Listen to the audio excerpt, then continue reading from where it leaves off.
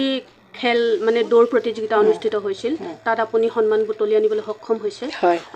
তাৰ বিষয়ে অলপ কওকচোন মই মৰিগাঁৱত মানে 1500 মিটাৰ ৰানত পাবলৈ ছেকেণ্ড পাইছোঁ সক্ষম হৈছোঁ 800 মিটাৰ ৰানতো ছেকেণ্ড পাবলৈ সক্ষম হৈছোঁ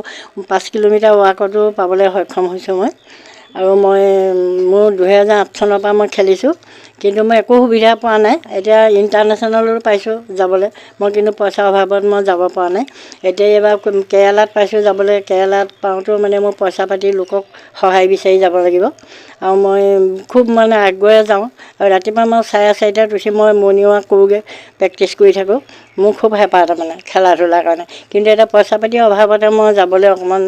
অসুবিধা হয় দিগদাৰ হয় মোৰ বাইদেউ আপুনি ক'ত ক'ত খেলিছে আৰু কি কি পুৰস্কাৰ মই চণ্ডীগড়ত গ'ল্ড মেডেল পাইছোঁ সক্ষম হৈছোঁ তাৰপৰা আকৌ গুৱাহাটীত ছেকেণ্ড পাইছোঁ মই সক্ষম হৈছোঁ আৰু বম্বে পুনেতো মই 3টা ৰাউণ্ডতে পাইছোঁ 3টা ইভেণ্টত খেলিছোঁ আৰু তাৰপৰা মই ছুইজাৰলেণ্ডে পাইছোঁ যাব নোৱাৰিলোঁ পইচাৰ অসুবিধাত আৰু চণ্ডীগড়ত পাওঁতেও গ'ল্ড মেডেল পাওঁতে চীনলৈ পাইছিলোঁ মই যাবলৈ অসুবিধা হ'ল মই যাব নোৱাৰিলোঁ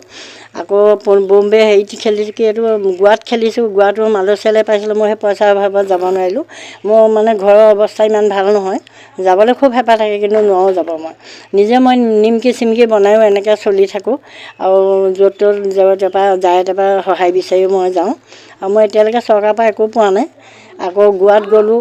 গ'লোঁ চণ্ডীগড় গ'লোঁ তাৰপৰা হায়দৰাবাদ গ'লোঁ অন্ধ্ৰপ্ৰদেশ গ'লোঁ মণিপুৰ গ'লোঁ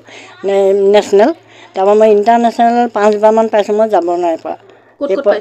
মই চীনলৈ পাইছিলোঁ মালয়েছিয়ালৈ পাইছিলোঁ ছুইজাৰলেণ্ডলৈ পাইছিলোঁ তাৰপৰা আকৌ এইটো মানে আৰু মানে মুঠতে 5খনৰ 6খনমানত পাইছোঁ আৰু যাবলৈ ইণ্টাৰনেশ্যনেল এতিয়া অহা যোৱা খৰচটো মই নিজৰ খৰচ কৰি যাওঁ আমি হয় নিজৰ খৰচত যাওঁ মোৰ পইচা পাতি বহুত মানে অসুবিধা চবকে হাত পাতিবলগীয়া হয় আৰু নিজৰ একো ইনকাম নাই মোৰ কেতিয়াবা চৰকাৰে একো সহায় কৰা নাই মোক মই 2008 চনৰ পৰা খেলিছোঁ তাৰপৰা মই নিজৰ খৰচে গৈ আছোঁ একো এটা নাই একো দিয়া নাই সুবিধা নাই দিয়া মোক এতিয়া কেতিয়াবা দিগদাৰ হয় মোৰ আৰু মোৰ মানুহজনো নাই প্ৰধানিক আৰু মই নিজে ডাঙৰ ল'ৰাটো ঢুকালে মই এতিয়া কৰোঁতা মেলোতা নাই কাৰণ নিজৰ ঘৰৰ পৰা সহায় কৰিবলৈ এতিয়া মই লোকক খুজি মেলি যাওঁ খেলিবলৈ খুব হেঁপাহ মোৰ মোৰ বয়স 65 হৈছে এতিয়া হয় অহা বছৰকে 70 হ'ব কিন্তু মই এতিয়া খেলিয়ে থাকিম যিমান পাৰোঁ যিমানখিনি পাৰোঁ মোক ৰাইজে যদি সহায় কৰে চৰকাৰে যদি হেমন্ত বিশ্ব শৰ্মা ছাৰে যদি মোক কিবা এটা দিয়ে মই তেতিয়া যাব পাৰিম আগবাঢ়িবলৈ মন যায় আৰু মোৰ খুব যাবলৈ মন যায় খেলিবলৈও মই মানে ইয়াৰ পিছত আপোনাক ক'ৰবাত নিৰ্বাচন কৰিছে হেৰি কেৰালালৈ হয় এই কেৰালাত মানে এইটো অহা মাহ এতিয়া টিকেট কাটিবই হ'ল আমাৰ কিন্তু মোৰ পইচাৰ অভাৱতে কাটিব পৰা নাই এতিয়া কি হয় আৰু ৰাইজক বিচাৰি চাম আৰু